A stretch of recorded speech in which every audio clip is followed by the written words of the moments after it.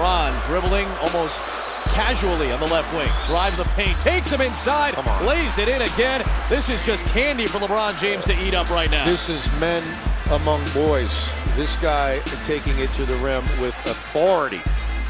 Yeah, it was definitely a fill-out game. You know, we kind of know what they want to get to. They kind of know what we want to get to. But you know, after 10 days off, I didn't feel that great. But I know I feel a lot better going into game 2. You know, so I'm looking forward to the challenge. 38 points, 9 rebounds, 7 assists. It's a feel-out game, right, Mike? Not that your feel-out games look like that. Basically, yeah. Totally. That's okay. It's crazy. But he said he will be better for game 2. I mean, he'll be more in shape and stuff for game 2. So don't worry about just those 38 Cancel points. Christmas Boston. It is over. I want to show a few key highlights from last night. Look at this. This is come on now. Disrespectful. Wow. Oh, I'm sorry, Kelly Olynyk. I don't even have to look at you. You were the hero in Game 7 against the Wizards. That's the best. Probably talked to one of the fans on the sideline when he did the through the legs thing. Oh my Lord, it's not They good. remember 2 playoffs ago. Kelly Olynyk, Kevin Love. They remember. Yeah. Oh, trust me, that was a topic of conversation in the Wizards locker room after that Kelly Oubre incident, and in the Cavaliers locker room as well. When somebody does something like that, everyone knows, right? Everybody knows. Everybody in the court For knows. sure. For I also sure. want to get to this play in the fourth quarter. Instead of standing by, watching another LeBron dunk, IT decides he's going to, I don't know, run into it, run under him, run around him. Run through him. That's what he was doing. That's hey. Hang on. He almost got I'm to his coming. armpit there. He almost reached his armpit. He was waist high. Take me away. Takes some guts to do that, though, man. I'll tell you what. Well, okay, that's the question. Is that brave, take some guts, or is it reckless? Because, I mean, you're talking about the 2 guys in the series you would most not want to get injured. Right.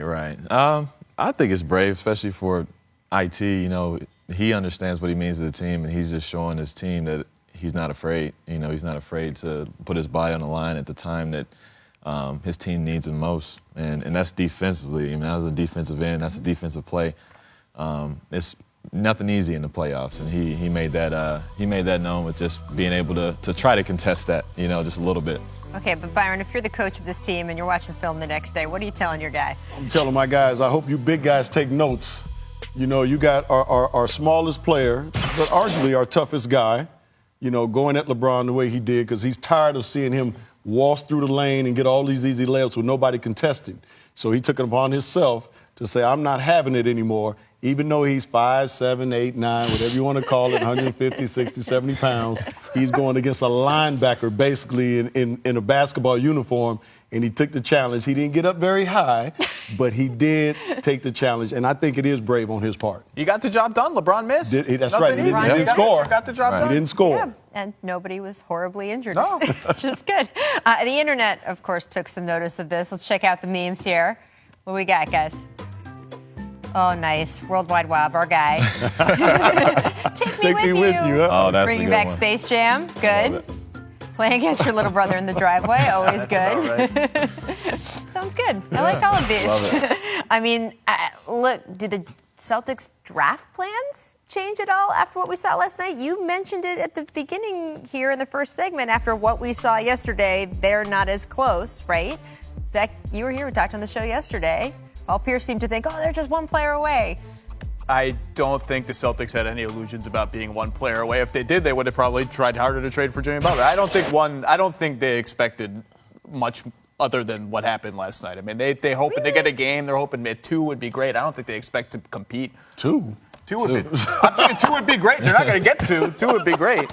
But no, I don't think the Celtics don't get to this point of having all this good stuff by letting one game change the direction of their team in some dramatic way. Right, although maybe it is a measuring stick a little bit of how far you have to go in the conference, and as you are trying to fit all the pieces together, what pieces you might need to fit. I think the measurement is what they thought it was. Yeah. I mean, is last night what you thought it would be?